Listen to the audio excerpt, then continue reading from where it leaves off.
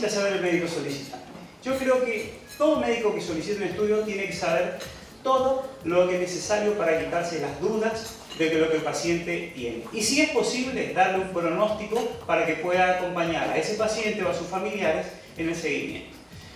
Un ejemplo de esto, simplemente un paciente de 48 años con un infarto de miocardio en el cual se le hace un infarto, un cateterismo, ahí se puede ver arriba, tiene ocluida la descendente anterior, se le hace un stent, se le pone un stent, una angioplastía y le dicen está perfectamente bien, entonces le hacemos una ecografía, como siempre para el seguimiento, y lo encontramos que tiene una quinesia apical en la cara anterior y anterolateral. Entonces, ¿cómo decimos? ¿Qué pasa? Acá lo que ha ocurrido es que le hemos hecho un stent y no ha mejorado. Le hacemos una cámara gamma y vemos que en la cámara gamma encontramos una hipoperfusión en todo el septum y entonces decimos, vamos a tratar de complementar con otra imagen.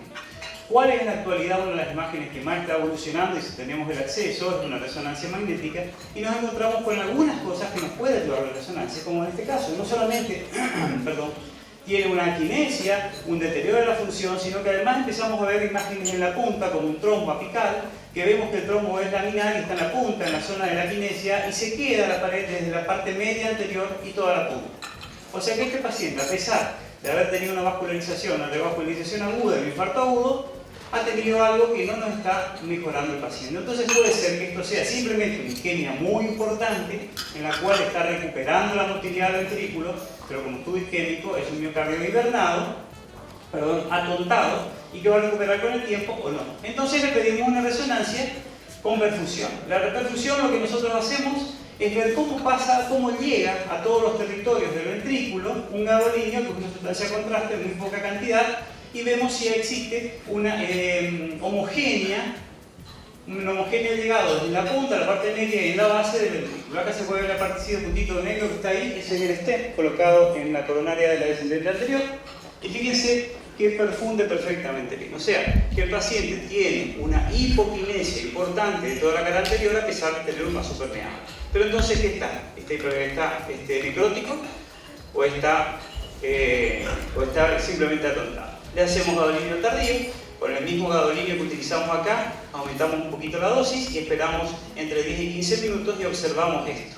En el territorio donde teníamos la quinesia, donde estaba kinético, tenemos una necrosis, una cicatriz transmural de todo el segmento. O sea que indudablemente, y acá inclusive se puede ver en el gadolinio precoz, una área oscura, negra, que es la necrosis microvascular. Este es el peor patrón para recuperación ventricular. La resonancia magnética no solamente nos ha dicho que el paciente ha tenido una revascularización exitosa porque está permeable el vaso, pero está absolutamente necrótico el territorio y no esperemos que esto mejore. Esto definitivamente va a empeorar. Entonces, cuando tenemos que hacer el diagnóstico, tenemos que decir que el paciente debe sacarnos todas las dudas. El paciente en este caso, sacamos la duda de la motilidad, sacamos la duda que tenía necrosis y sacamos la duda del pronóstico. Este paciente no va a mejorar más de lo que estaba. Posiblemente vaya a un remodelamiento ventricular, hay que hacerle seguramente vasodilatadores de poscarga porque este paciente necesita tener una poscarga muy baja para no remodelar. El próximo punto es que no necesita saber el médico solicitante. Y dentro de eso yo creo que el informe debe ser claro, con palabras comprensibles para el médico, porque no todos hacemos imágenes, porque no todos los médicos estamos en contacto y podemos venir a cursos como este.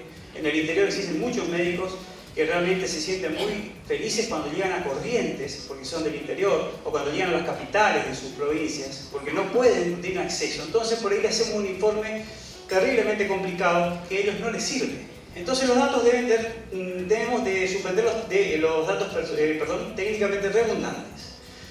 Los datos técnicamente redundantes son los que nos tiran los equipos de ecografía o los equipos de resonancia, en los cuales uno ve así, y yo le puedo asegurar que le digo, a ver, por favor díganme la velocidad media de la válvula mitral, y es dificilísimo encontrar.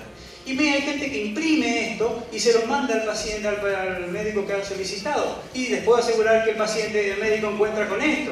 ¿Dónde está Winnie? Se dan cuenta que es así.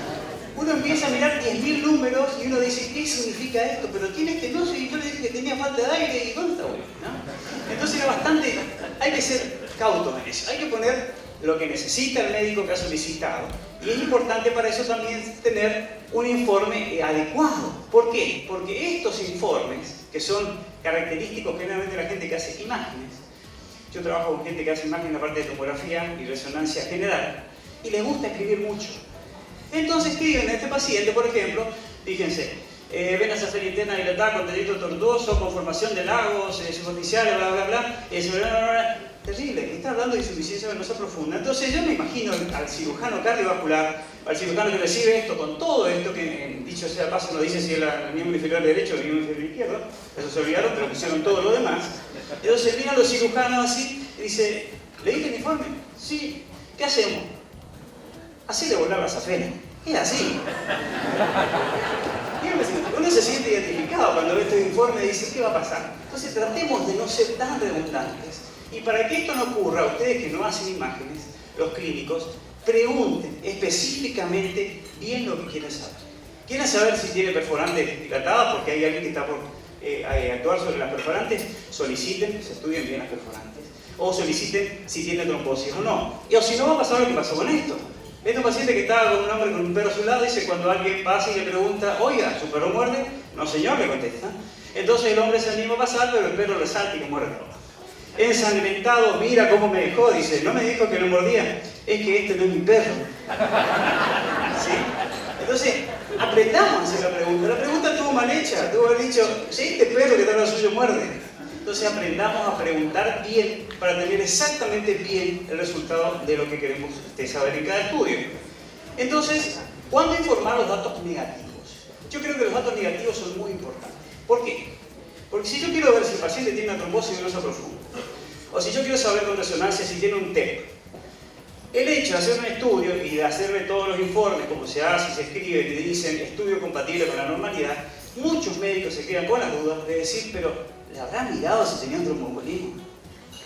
¿O le habrá visto si tenía o no la trombosis de la vena? Uno se queda con esas dudas. Entonces, los datos negativos son importantes en estas patologías donde específicamente nos piden ver algo. En comentarios, no se observaron signos de trombosis venosa profunda, no se observaron signos compatibles con tromboembolismo pulmonar, o no se observaron signos compatibles con displasia ventricular, cuando nos piden para ver una resonancia si tienen signos de displasia ventricular izquierda o derecha. Y por otro lado, siempre es importante sugerir otro método diagnóstico. Esto es importante. Ahora bien, ¿qué pregunta debemos hacernos? ¿Qué no tiene que saber el paciente? Estos términos no deben figurar en el informe. No se puede poner cáncer, no se puede poner infarto, no se puede poner masivo, no se puede poner irrecuperable y no se puede poner terminal. ¿Por qué? Porque el paciente siempre tiende a leer el informe. Y muchas veces el paciente en la cabeza, con cualquiera de esta terminología, piensa en la muerte. Y le estamos por ahí, pongámonos en el punto de que somos humanos infalibles, podemos equivocarnos. Podemos estar diciendo que tiene infarto primero y no lo tiene. O podemos tener alguna alteración que no llega a ser tan mal, pero lo estamos informando mal, porque le estamos poniendo estas palabras que el paciente sí entiende. Entonces tenemos que cambiar, primero por todo, esa es la parte de abajo, fíjate. Por masa ocupante, necrosis, y terminal únicamente, como le dije, si hablamos del River Independiente, ese es la etapa interminal en este momento, pero no tiene nada que ver. De todos modos, es importante no poner esto, tampoco poner nunca terminal, y cambiar por otras palabras que sean más adecuadas. El por qué indicar una resonancia magnética, que es la segunda parte que el chino me pidió que trate de explicar. Primero, porque mi paciente tiene que saber absolutamente todos los datos. ¿Y por qué? Porque yo creo que dentro de los tips más importantes de la resonancia funcional es la morfología cardíaca, tipificar tejidos, sigue apareciendo ahí debajo, ¿no? Morfología cardíaca, tipificar tejidos, estudio de masas y evaluar los flujos donde sea. Y para que ustedes sepan fundamentalmente, y todos hablan, por qué la resonancia es igual estándar para volúmenes y masas. Es por ese método que utilizan. Con la resonancia magnética lo que se hace es, se corta el ventrículo de punta a punta, se puede dejar espacios que nosotros perfectamente sabemos qué distancia existe entre corte y corte, o podemos cortar todo el ventrículo de punta a punta y tener un volumen absoluto. Entonces los cortes se ven así, podemos ver la masa ventricular en diástole, en sístole, los volúmenes, y vamos a tener una exactitud extrema en la medición y cuando comparamos con estudios de corazones encendidos. La diferencia entre masa de un corazón que se saca, se le hace una resonancia, se lo pone a pesar, la diferencia de peso en masa es de 6 gramos, es nada. O sea, indudablemente es un super método. Y a su vez, cuando queremos cuantificar, todas las guías tienen esto. Indicación A8 es definitivamente en este momento el gol estándar para medir la masa, los volúmenes y la función ventricular. También para el ventrículo derecho. Y eso es muy importante porque en los últimos años ya han aparecido valores para la raza hispánica de los volúmenes fin de diástole, fin de sístole y diámetros, y todo. O sea que tenemos perfectamente bien medido el ventrículo derecho con resonancia magnética. O sea que indudablemente la morfología cardíaca, la resonancia magnética es excelente método. Tipificación tisular. Cuando uno lo dice así, uno no sabe de qué estamos hablando. Y simplemente es la comparación de las imágenes que hacemos con resonancia. Esto es sin contraste gadolinio. Acá le hacemos gadolinio y fíjense cómo brilla. Toda masa que está vascularizada con resonancia, vemos brillar, ¿sí? O sea que indudablemente acá ya podemos decir que esta es una masa vascularizada. ¿Por qué? Porque el gadolinio llegó a su interior. De esa forma podemos empezar a tipificar. Y además tenemos el T1, el T2 estrella y el STIR. ¿Qué significa esto? Que son otras técnicas que podemos utilizar en el cual el T2, lo que vamos a ver y brilla, esto se hace sin contraste, es edema. O sea, todo edema que queramos ver en el miocardio, lo vamos a ver con el T2 estrella.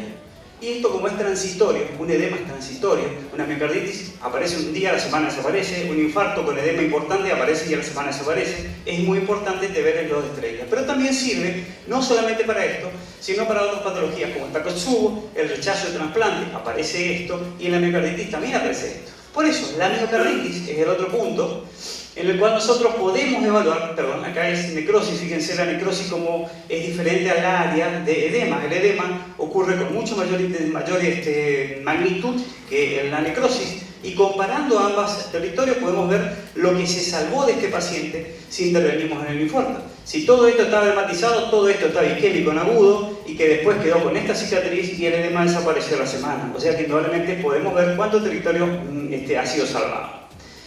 Miocarditis. ¿Cómo comparamos? De esta forma. Acá vemos contraste sin contraste, acá vemos con gadolinio, fíjese cómo se brilla y se pone blanco. Medimos la intensidad del miocardio, 635. Medimos la intensidad del músculo esquelético, 625.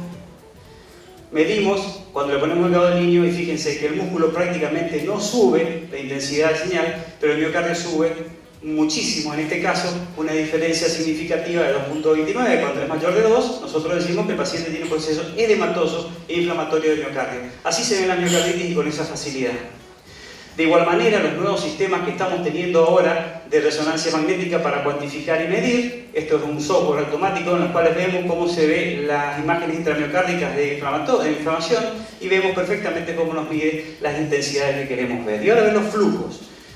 Los flujos se miden donde sea. Esa es la ventaja de la resonancia. No necesitamos tener una alineación como la resonancia, como la ecografía. Tenemos la velocidad, medimos, tenemos una cuantificación prácticamente exacta con respecto a la ecografía Doppler, y la dirección del flujo no importa. Medimos en cualquier dirección. ¿Cómo hacemos la cuantificación del flujo? Por ejemplo, es un flujo normal. La línea 0 significa que tiene una dirección.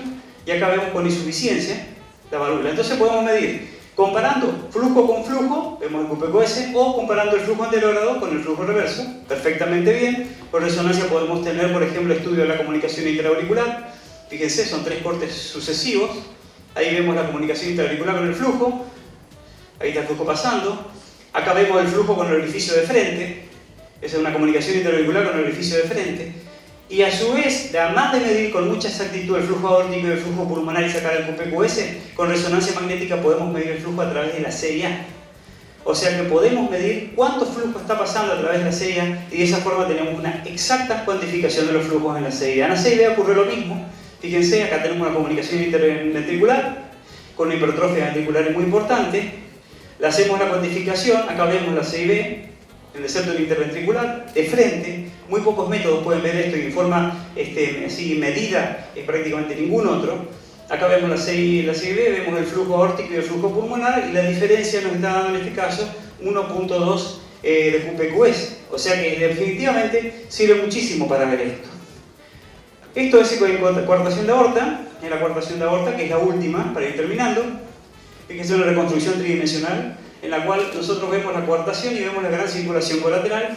Esta circulación colateral puede ser medida por medio de resonancia y se mide en 2 puntos. Inmediatamente después de la coartación, ¿qué flujo tiene acá? A nivel diafragmático, ¿qué flujo tiene acá?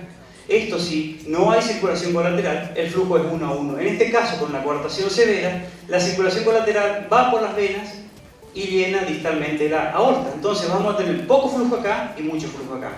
Poco flujo en la proximal y mucho flujo en la aorta distal. Cuando se le pone un stent, lo que se ocurre es que se normalizan los dos flujos. Va a tener el mismo flujo arriba que abajo porque la circulación colateral deja de tener su significado.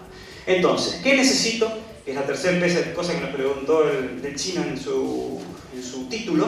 ¿Qué necesito conocer en mi paciente? Primero, morfología ventricular. Sin lugar a dudas, con esto logramos tener un gol estándar y es excelente. Tipificar tejidos, como les dije, comparando las diferencias de secuencia, nosotros podemos saber si lo que estamos viendo es un tumor vascularizado o no es vascularizado, si es edema o no es edema, tenemos realmente un hematoma intramural aórtico, podemos saber si tiene una semana o más de sangrado. O sea que realmente es excelente la resonancia magnética para evaluar flujos donde sea. Se puede cortar cualquier cosa. Si uno quiere agarrar y cortar una vena pulmonar y ver si en esa vena pulmonar hay un flujo determinado, se lo mide perfectamente bien, un poquito más engorroso. Entonces, ¿por qué indicar una resonancia magnética? En este momento, yo creo que porque es el método más completo e inocuo para estudiar a un paciente en su patología cardiovascular global. Hay que tener a mano un buen equipo, hay que tener a mano un buen equipo médico también para que analice los estudios sin lugar a dudas, pero definitivamente como método, este es el método actual y que sin lugar a dudas no está explotado al 100% todavía para el futuro. Muchas gracias por su atención.